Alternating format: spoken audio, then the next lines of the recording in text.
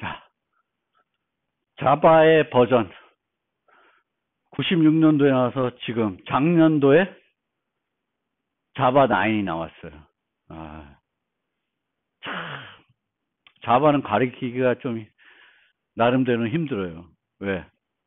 매번 바뀌고 이러니까 그거를 보완해서 또 가리키고 이러려면 C가 좋은데 C는 안 바뀌어요. 근데 그래서 보시면 한 가지 특징은 공통의 특징은 뭐가 증가돼요? 버전업 되면서 라이브러리가 증가됩니다. 라이브러리가 증가하면 증가될수록 우리한테 좋은 거예요.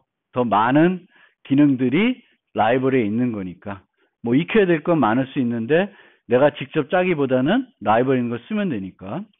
그렇고요. 보통 보면 라이브러리만 늘어나는 이런 경우, 늘어나는 경우가 있고 언어 자체가 조금 바뀌는 경우가 있어요. 그러니까 언어에 있는 기능들이 바뀌는 경우가 있고 대표적으로 보면 자바 8 우리가 요 수업은 9은 아니고 8 위주로 가려고 그래요. 미안합니다. 9로 해야 될 것 같은데 아직 9는 저 스스로가 익숙하지가 않아서 좀 더 다음 학기에는 한번 해볼 텐데 이번 학기에는 이제 8까지 해보려고 그래요. 8에는 함수형 프로그래밍이 추가가 되어 있습니다. 함수형 프로그래밍. C++도 함수형 프로그래밍을 지원하고 있고 C#도 지원하고 대부분 최근 언어들은 또 객체지향 말고도 함수형 프로그래밍을 지원하고 있습니다. 그럼 함수형 프로그래밍이 뭐냐? 우리가 int n 그러면 fn 함수에다가 뭘 전달해요? 데이터를 보통 전달하죠. 그런데 뭐 void g 이라는 함수가 있어요. 또 다른 그럼 fg 이렇게 하면은 이건 뭐예요? 함수형 프로그래밍이 됩니다. 함수형 프로그래밍. 그러니까 함수형 프로그래밍은 함수의 인자로 뭘 전달할 수 있어요? 함수를 전달할 수 있어요. 함수를. 그럼 함수를 전달할 수 있다는 것은 무슨 의미일까?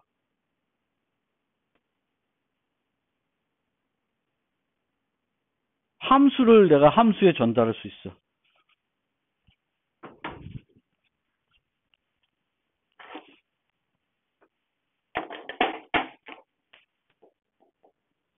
보이드밖에 몰라. 이런 함수예요. F는 어떤 함수를 받아서 그 함수를 실행을 해요. 그럼 어떻게 될까? 내가 어떤 순간에 어떤 함수를 주냐에 따라서 뭐가 바뀌어? F 함수의 동작이 바뀌겠죠. 뭐 if문 써서 바꾸는 게 아니라 내가 여기다가 뭘 줘? G 주면 G가 되는 거고 H 함수 주면 H가 실행되는 거고 그런 거예요. 그게 함수형 프로그래밍이에요. 함수에 함수를 인자를 준다. 함수에서 함수를 인자를 주면 무슨 의미가 있냐? 동작. 그 함수를 받는 이 F 함수의 동작이 어떤 함수를 받냐에 따라서 동쪽으로 바뀔 수 있다. 우리가 코드를 바꾸지 않아도 실행 시간에 어떤 함수를 전달에 따라서 달라지는 거예요. 라이브러리의 증가. 그래서 라이브러리는 되게 중요합니다. 뭐 이거는 여기에만 해당되는 프로그래밍 세계에만 해당되는 건 아닌데 avoid reinventing the wheel. 바퀴는 개발된 지 무지 오래됐어요. 그래서 지금 바퀴를 개발하고 있으면 안 돼. 그래서 여러분들도 라이브러리에 어떤 기능이 있으면 그 기능을 활용할 줄 알아야지 그걸 내가 직접 짜려고 하면 안 돼요. 물론 공부하는 차원에서 짜볼 수는 있어요. 그렇지만 실전이나 이럴 때에서는 여러분들이 직접 짠 것보다는 라이브러리에 있는 걸 쓰셔야 돼요. 특히 프로그램 경시대 같은 거 나가는데 스택을 내가 짜고 있다. 그러면 진짜 좋은 순위 못 받겠죠. 그렇죠? 그 스택을 짜는데 시간이 걸리고 그걸 디버그 하는데 시간이 걸릴 테니까. 아무리 빨리 스택을 짠다고 해도. 그렇죠? 그래서 그렇습니다. 그리고 이제는 라이브러리에 있는 것만 있는 게 아니라 인터넷 뒤져보면 수많은 또 쓸만한 코드들이 많이 있어요. 요즘은 GitHub 해가지고 공유되어 있는 거 많잖아. 또 오픈 소프트웨어에서 여러분들이 오픈 소프트웨어를 보고 내가 기여해 볼 수도 있고. 뭐 그거 쉽지 않은데 여러분들은 그런 것도 만약 기회가 되면 해보는 것도 되게 도움이 될 거예요. 저는 그럴 시대가 조금 늦춰서 내가 만약 좀 더 그런 시대에 살았으면 오픈 소프트웨어에 대해 관심을 좀 더 가졌을 수도 있는데 그렇습니다. 자바의 장점. C++ 문법을 그대로 가지고 왔습니다. 그래서 C++를 알고 있으면 문법 자체에 대해서는 되게 생소하지가 않은 거지. 색다르지가 않아요. 여러분들이 파이썬 배우면 조금 달라지죠. 다른데 뭐 자바스크립트는 좀 다른데 자바, C 하다가 자바 하면 뭐 폼은 if은 이런 것들이 다 똑같기 때문에 좀 더 편안하게 접근을 할 수 있습니다. 그렇지만 어떤 사람들은 자바는 되게 쉬운 언어다. 근데 세상에 쉬운 언어는 없습니다. 어려워 다. 그렇지만 나름대로 상대적으로는 좀 더 쉽게 배울 수 있다. 뭐 이렇게 생각하시면 되고 C++ B에 강건한 코드 작성이 가능하다. 왜? 대충 짜면 다 문법 오류니까. 그래서 타입에 대해서 엄격하고 이거 되게 좋은 거예요. 동적 할당된 메모리를 직접 반납하지 않아요. 자바에서. 말록 하면 뭐 해야 돼? free. new 하면 delete를 해줘야 돼요. 근데 자바에서 new 해도 delete를 안 해. 누가 해줄까? 누가 해줄까? 가베지 컬렉터는 너무 앞서가는 거고 누가 해줄까? 원래 프로그램은 C로 작성된 프로그램은 누가 실행을 해요? 운영체제가 실행해 주는 거예요. exe 파일 만든 다음에 exe 파일 땅 실행하면은 그거를 누가 컨트롤해서 실행을 해줘요? 운영체제가. 자바는 바이코드 만들어서 땅 하면 누가 실행을 해줘요? 운영체제? 아닙니다. 누가? JVM이. 그럼 JVM은 프로그램이 하는 짓을 다 알아요. 그래서 어떤 놈이 가베지고 어떤 놈이 그런 건지 다 알아요. 그럼 때 되면 JVM이 다 스스로 해준다는 거예요. 그것이 JVM 같은 것을 쓰는 장점입니다. 프로그램을 운영체제가 통제하는 것이 아니라 누가 통제해요? JVM. JVM이 통제를 하면 많은 것들, 프로그래머가 해야 되는 것들을 누가 대신해 줄 수 있어요? JVM이 해줄 수 있습니다. 주소를 유지하는 타입은 있지만 포인터 연산은 가능하잖아요. 포인터 연산이 제일 더러운 거예요. P 더하기 5. P 더하기 5가 어딘지 어떻게 알아? P가 배열의 치자 가리키는데 P 더하기 5 하면 배열을 벗어날까 안 벗어날까 어떻게 알아? 벗어나면 죽는 거고. 그런 거예요. 그런 거는 프로그램의 오류를 만들어내는 아주 대표적인 요소입니다. 그런 거는 자바는 쓰지 마. 우린 안 써. 그래서 그런 거 안 갖고 왔어요. 그리고 자바에서 모든 것을 인자 전달할 때 나중에 또 값에 의한 전달만 가능해요. 값에 의한 전달. C++에는 인자를 전달하는 방법이 몇 가지가 있을까? C에는 몇 가지 있어요?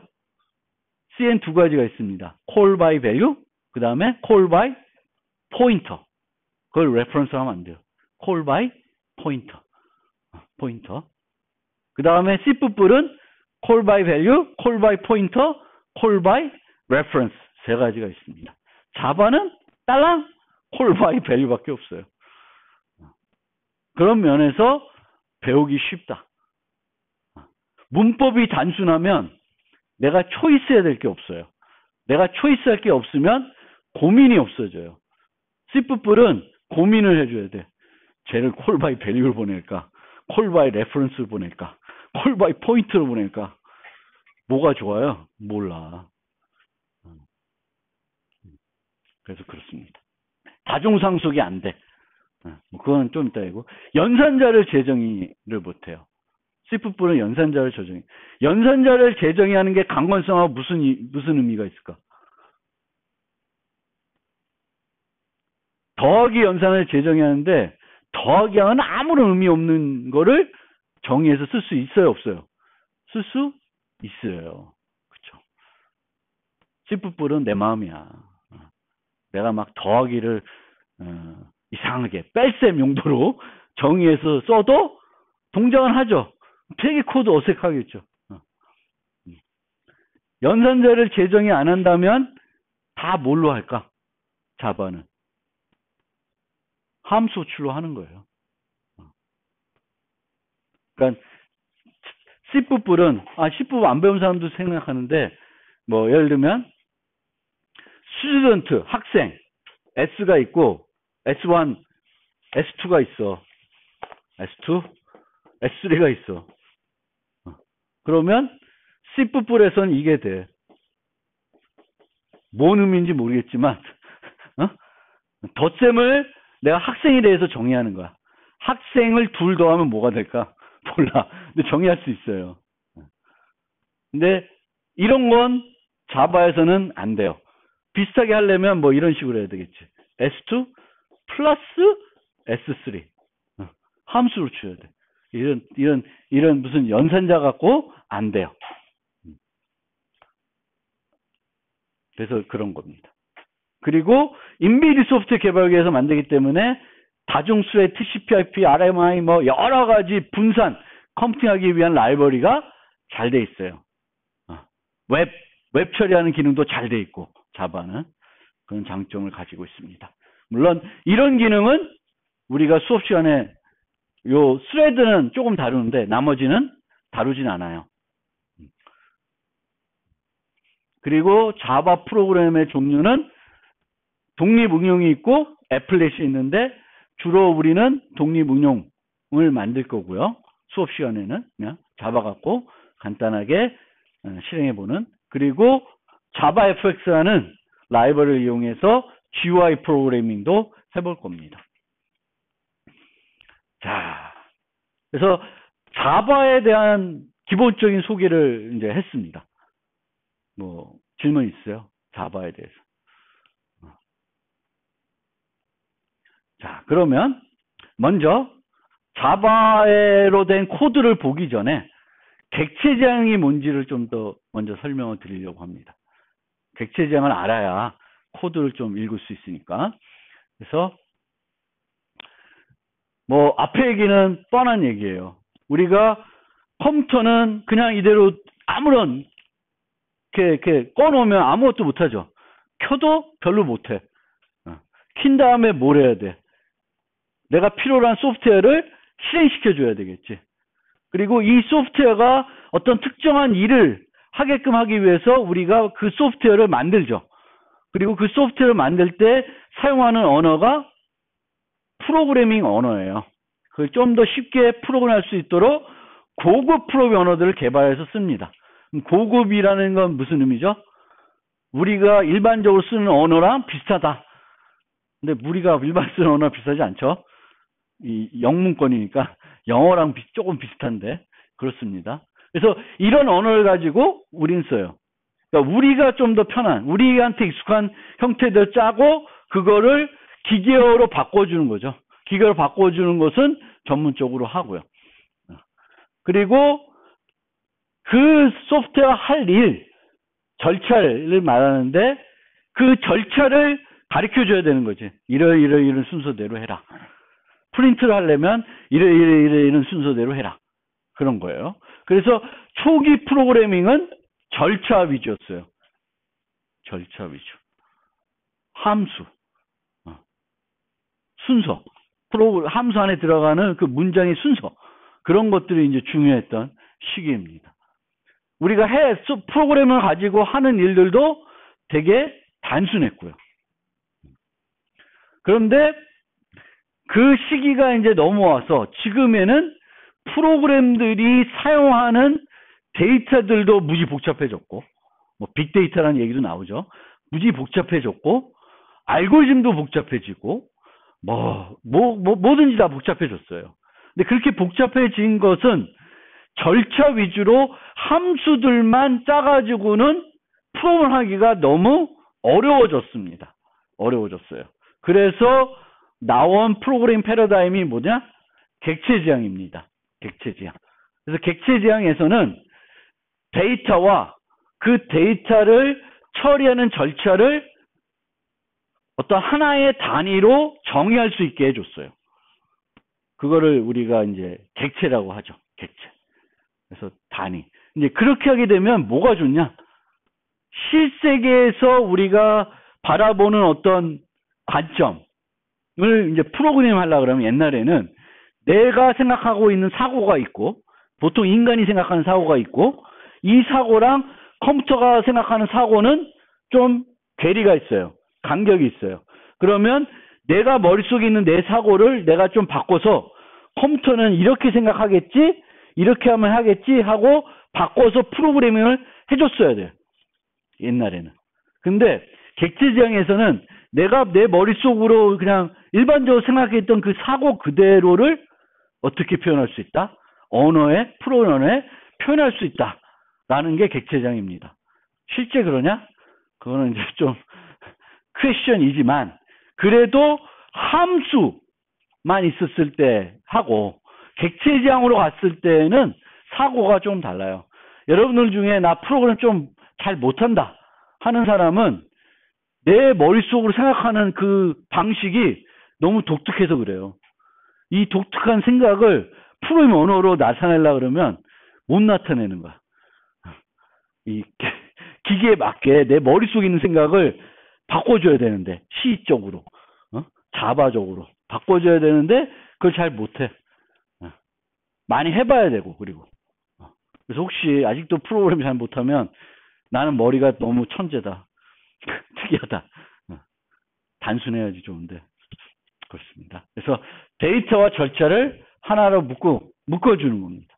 그래서 객체지향 프로그래밍에서는 예전에는 함수들, 어떤 하나의 프로그램이 있으면 함수를 몇 개 짤까, 함수를 10개 짜고 어떤 함수를 짤까, 이게 이제 핵심이었는데 이제는 그게 아니라 어떤 객체들로 내 프로그램을 구성할 것인가가 핵심이 되는 거죠. 그게 프로그램을 작성하기 위해서 분석을 하게 됩니다. 문제를 정의하고 분석하고 설계를 하게 되는데, 이 분석할 때 뭘 분석을 해요? 어떤 객체들을 가지고 프로그램을 짤 건지를 이제 분석을 하게 됩니다. 그래서 이제 객체는 여기 보면 세 가지 요소를 가지고 있습니다.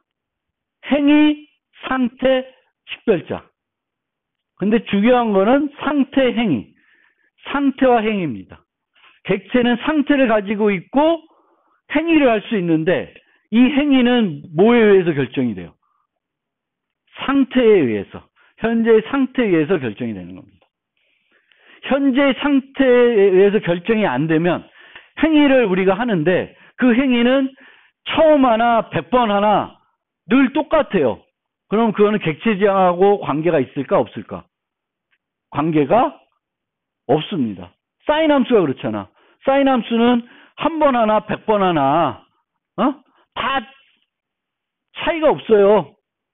근데 강아지를 모델링해서 강아지한테 100번 먹으라고 하면 100번마다 조금씩 달라져요. 우리도 다르잖아.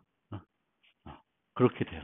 그래서 객체는 상태를 갖고 있고 행위를 하는데 상태에 따라서 뭐가 달라져야 돼? 행위가 달라져야 돼. 상태에 따라서 행위가 달라지지 않으면 그건 객체지향으로 모델링할 필요가 없는 거예요. 뭐만 있으면 돼. 그냥 함수만 짜면 돼요. 그래서 이렇게 되겠고, 식별자는 왜 필요할까? 우리가 어떤 객체, 강아지 하나 만드는데 프로그램에 강아지를 하나만 만들 수도 있지만 강아지를 여러 개 만들 수도 있죠. 그럼 구분해야 되잖아. 그렇죠? 그래서 식별자가 필요합니다. 그러면 이런 어떤 객체가 어떤 상태를 가지고 있고 어떤 행위를 할 수 있는지를 정의를 해줘야 되죠. 컴파일러가 알게끔 정의를 해줘야 되는데 그 정의를 뭘로 해줘요? 어떻게 해? 클래스라는 걸로 정의를 해줍니다. 클래스. 그래서 클래스는 제가 비유할 때는 붕어빵 틀이 돼요. 틀. 객체의 틀. 그래서 붕어빵 틀만 있고 거기다 재료를 넣으면 계속 뭘 만들어낼 수 있어요. 붕어빵들을 찍어낼 수 있어요. 그런데 붕어빵을 찍어낼 때에도 붕어빵 안에 단팥을 넣을 수도 있고 크림을 넣을 수도 있고 뭐 다른 걸 넣을 수도 있겠죠. 그럼 다른 게 나오겠지. 그럼 걔네들의 상태는 조금씩 달라요. 옛날 만들어진 건 좀 찰 거고 방금 구워서 나온 건 따뜻할 거고 상태가 다 다르다는 거예요. 그래서 이렇게 행위와 상태를 하나로 결합해서 우리가 하나의 모델, 하나의 단위로 모델링하는 것을 전문 객체적 용어로는 뭐라 그래요? 캡슐화 했다 그래요. 캡슐화. 따로따로 놀지 않고 캡슐화. 그리고 우리가 하나의 프로그램을 만들 때 하나의 클래스만 정의하는 것이 아니라 다양한 클래스들을 정의해야 될 수가 있어요. 그리고 이런 클래스를 다양하게 정의해봤자 걔네들은 뭘 하는 애들이 아니에요. 클래스는 그냥 꺼져 있는 컴퓨터랑 똑같아요. 클래스는 그냥 그런 거예요. 그럼 우리는 뭘 해야 실제적인 행위를 할 수 있어요? 그 클래스에 뭘 생성해야 돼? 객체를 생성해야 돼. 그러니까 붕어빵 틀만 있으면 뭘 먹을 수가 없죠. 뭘 만들어야 돼? 붕어빵을 만들어야 돼요. 강아지 클래스를 정의하고는 클래스만 정해놓으면 그냥 클래스만 정의되어 있는 거예요. 뭘 정해야지 우리가 놀 수 있어요. 강아지를 생성을 해야 강아지를 가지고 놀 수가 있습니다. 그래서 클래스들을 정의하고 그 클래스의 객체들을 생성한 다음에 그 객체들이 서로 얽히고 서로 상호작용을 해가지고 뭘 하는 거예요? 우리가 원하는 기능, 내가 만들고자 하는 소프트웨어가 해야 하는 기능을 하게끔 만드는 것이 무슨 프로그래밍? 객체지향 프로그래밍입니다. 그러면 이런 객체들은 여러 객체들이 만들어지면 이 객체들은 독립적일 수도 있고 서로 어떤 상호작용을 할 수가 있어요. 그래서 객체들 간의 관계도 존재를 해요. 한 객체가 다른 객체를 사용할 수도 있습니다. 강아지가 밥을 먹기 위해서 밥그릇을 쓸 수 있고 밥그릇을 객체로 모델링 할 수도 있어요. 그리고 포함 관계. 한 객체 안에 또 다른 객체가 들어있을 수 있습니다. 컴퓨터를 모델링 한다. 그럼 컴퓨터 안에 뭐가 들어있을까? CPU가 들어있고, 하드디스크가 들어있고, 메모리가 들어있죠. 그럼 컴퓨터란 큰 객체가 있고, 그 객체 안에 CPU라는 객체, 하드라는 객체, 메모리라는 객체가 들어있을 수 있습니다. 그러면 CPU, 하드, 이런 것들은 컴퓨터의 본체 안에 들어있는, 포함되어 있는 관계가 되는 겁니다. 그래서, 그런 관계들이 맺어지게 돼요. 맺어져서 우리가 프로그램하게 됩니다. 그래서 객체 프로그램에서는 프로의 목적을 달성하기 위해 필요한 객체들을 여러분들이 찾아내야 되겠고, 이 찾아낸 다음에는 얘네들을 모델링하는 클래스를 정의하고 필요한 시점에 그 클래스의 객체들을 생성해서 상호작용하게끔 함으로써 뭘 한다? 우리가 원하는 소프트웨어가 동작할 수 있도록 하는 겁니다. 그럼 클래스들을 왜 정의하냐? 객체들이 어떤 모습을 하고 있는지를 하기 위해서 정의해요. 그럼 클래스들 간에도 관계가 맺어질 수 있어요. 객체와 객체의 관계는 나중에 설명하겠지만 동적인 관계입니다. 동적인 관계. 예를 들면 사람이 있어요. 제가 있어요. 제가 기르는 애완동물이 있어요. 제가 A라는 강아지를 기르다가 얘를 다른 사람한테 분양하고 B라는 고양이를 기를 수 있죠. 그렇죠? 그러면 내가 그 프로그램이 종료되기 전에 나는 이 강아지와 관계를 맺다가 누구랑 관계를 맺는 거예요? 고양이랑 관계를 맺게 되는 거죠. 바뀌게 돼요. 그래서 객체와 객체의 관계는 동적으로 수시로 프로그램 내에서 바뀔 수가 있어요. 둘이 친구였다가 둘이 왼수가 될 수도 있고. 그렇죠? 관계가 변할 수가 있어요. 근데 클래스와 클래스의 관계는 안 변해. 한번 맺어주면 안 변해요. 그래서 클래스와의 관계는 상속 관계, 구체화 관계. 이건 좀 어려운 얘기일 수 있는데 상속. 그래서 우리가 클래스를 만들어 놓고 요 클래스와 아주 특수화된 또 다른 클래스를 만들 때 새로 처음부터 만드는 것이 아니라 만들어진 클래스를 이용해서 만드는 거예요. 예를 들면 주문이라는 우리 인터넷 쇼핑할 때 주문이 있잖아요. 그 주문에는 일반 주문이 있고 긴급 주문이 있을 수 있어요. 뭐 요즘 다 로켓 배송인데 하여튼 그래서 어떤 걸 새로 만들 때 새로 처음부터 만들지 않고 기존 거를 가져다 만들 수 있습니다. 그거를 이제 상속이라고 하고 얘기를 해요. 그럼 뭐 나중에 좀 더 설명드릴 테니까 지금 중요한 거는 객체 지향에서는 객체를 그 프로그램을 작성할 때 어떤 객체들이 필요한지를 여러분들이 잘 찾아내야 된다. 그 찾아내서 걔네들을 클래스로 잘 정의하셔야 된다. 그래서 클래스로 정의할 때 멤버 변수와 메소드 요런 변수고 함수인데 요 변수는 뭘 나타낼까? 객체의 상태를 나타내게 돼요. 객체의 상태는 데이터예요. 배고프다, 안 배고프다. 이름, 몸무게 이거 다 데이터거든요. 그 객체의 상태예요. 변할 수가 있는 거죠. 데이터, 변수로 해요. 행위, 꼬리를 흔든다, 밥을 먹는다, 뭐 짖는다 이거는 함수로 모델링하는 거예요. 그래서 클래스를 정의할 때 멤버 변수랑 멤버 함수. 근데 멤버 함수를 우리가 보통 멤버 함수를 안 하고 뭐라 그래요? 메소드라는 용어를 더 많이 써요. 그래서 그렇게 합니다. 그러면 실제적으로 코드로 한번 비교해서 한번 봅시다. 코드로 비교하면 시간이 다 됐네. 여기까지만 보고 오늘은 좀 첫 시간이라 좀 천천히 갖고 다음 시간은 좀만 더 속도를 내서 말씀드리겠습니다. C에서 프로그래밍은 이런 식으로 하게 돼요. 우리가 포인트라고 하는 좌표 데이터가 필요하다. 그렇죠? 뭐 그래픽 프로그래밍 할 때 선 그리고 뭐 이런 거 할 때 좌표라는 게 필요해요. 그럼 좌표라는 거는 XY 좌표가 필요하겠죠. 그러면 어떻게 정의해? 데이터가 딸랑 하나 아니니까 구조체 같은 걸로 정의를 하게 됩니다. 그럼 이 데이터를 처리하는 함수들이 또 필요하죠. 그럼 함수들을 막 정의해요. 근데 정의하는데 함수랑 그 구조체가 따로 놀죠. 그렇죠? 그러면 뭐부터 번거로워? 이 이름 짓는 것부터 번거로워요.